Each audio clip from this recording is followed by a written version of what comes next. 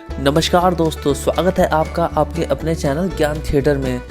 दोस्तों, आज हम बात करेंगे डोनाल्ड ट्रंप को हराकर यूएसए के प्रेसिडेंट बनने वाले सबके चहेते जो बाइडेन के बारे में, जिनकी लोकप्रियता दुनिया भर में देखी जा सकती है।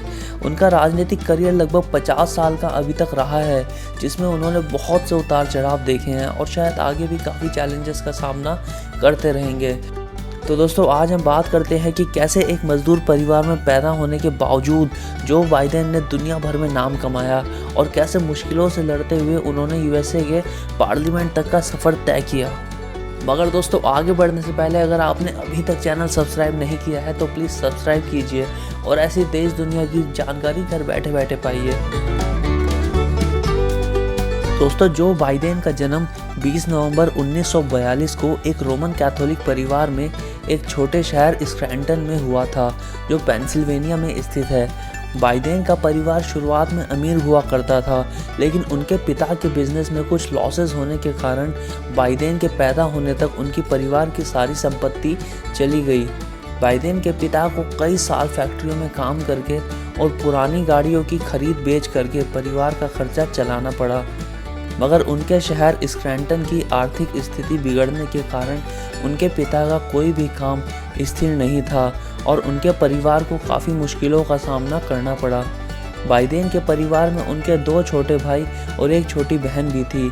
बाइडेन का कहना है कि उन्होंने अपने माता पिता को देखकर ही जीवन में कड़ी मेहनत और दृढ़ता सीखी है। बाइडेन को बचपन में हकलाने की बीमारी थी, मगर उन्होंने लंबे वाक्य याद करके और उनका बार बार अभ्यास करके अपनी इस बीमारी पे पार पाई और स्कूल समय से ही एक लीडर के रूप में उभरने लगे। वैसे तो बाइडेन स्कूल में पढ़ाई के मामले में एक एवरेज स्टूडेंट हुआ करते थे, मगर खेल कूद में वो काफ़ी आगे थे और अपने स्कूल की फुटबॉल टीम के प्रमुख सदस्य थे। उनकी लीडरशिप क्वालिटीज़ को देखते हुए उनको क्लास का प्रेसिडेंट भी बनाया जाता था।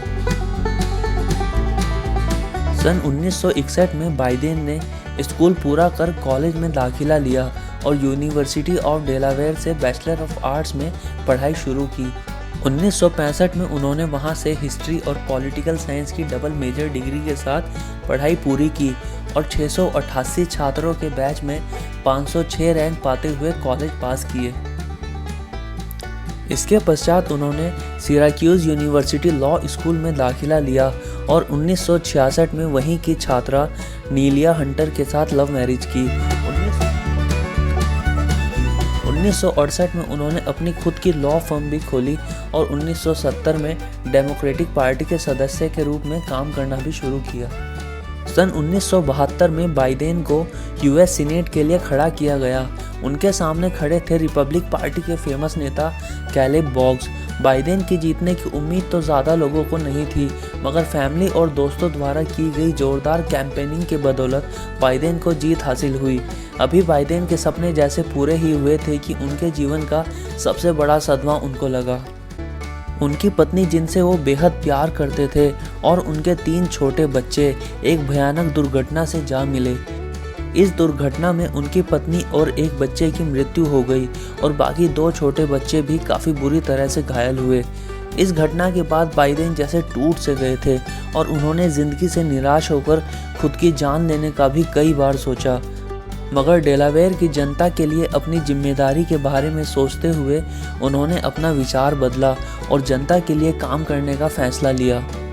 वो अपना शपथ ग्रहण समारोह भी अटेंड नहीं कर पाए थे और अपने बेटे के हॉस्पिटल रूम से ही उन्होंने अपने पद के लिए शपथ ली थी।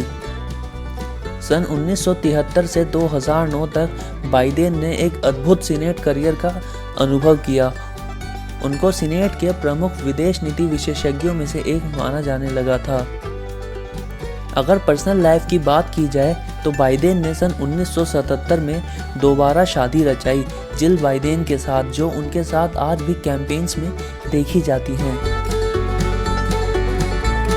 सन 1987 में बाइडेन ने पहली बार यूएस के प्रेसिडेंट के लिए खड़े होने का सोचा था, मगर उनके भाषण के एक हिस्से के चुराए होने की रिपोर्ट सामने आने पर उन्होंने अपना फैसला वापस ले लिया था। 1988 में बाइडेन को कुछ खतरनाक बीमारियों का भी सामना करना पड़ा, जिससे उनकी जान पर भी बन आई। 1 साल के भीतर उनको पहले ब्रेन सर्जरी और फिर लंग्स की सर्जरी करानी पड़ी। सर्जरीज के बाद उनको 7 महीने तक बेड रेस्ट के लिए सीनेट से छुट्टी भी लेनी पड़ी।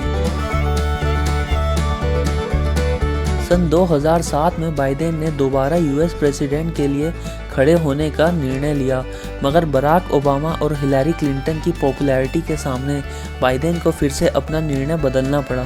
सबसे ज़्यादा अनुभवी होने के बावजूद बाइडेन की कैंपेनिंग बाकी 2 कैंडिडेट्स के सामने फीकी दिख रही थी। हालांकि 2008 में जब बराक ओबामा प्रेसिडेंट पद के लिए चुने गए तो बाइडेन को वाइस प्रेसिडेंट का पद दिया गया।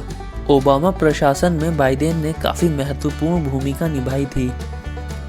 सन 2015 में बाइडेन ने एक बार फिर 2016 यूएस प्रेसिडेंट के पद के लिए खड़े होने का मन बनाया, मगर ट्रेजेडी से भरी बाइडेन की ज़िंदगी में एक और दुर्घटना ने दस्तक दी और इस बार 2015 में उनके बेटे की 46 की उम्र में ब्रेन कैंसर के कारण मृत्यु हो गई। इस दुख के चलते एक बार फिर उन्होंने अपने 30 साल पुराने सपने को दिल में ही दबा लिया। 2017 में बाइडेन को देश के प्रति उनकी सेवा के लिए प्रेसिडेंशियल मेडल ऑफ फ्रीडम, जो कि यूनाइटेड स्टेट्स ऑफ अमेरिका का सर्वोच्च नागरिक सम्मान है, से भी नवाजा गया।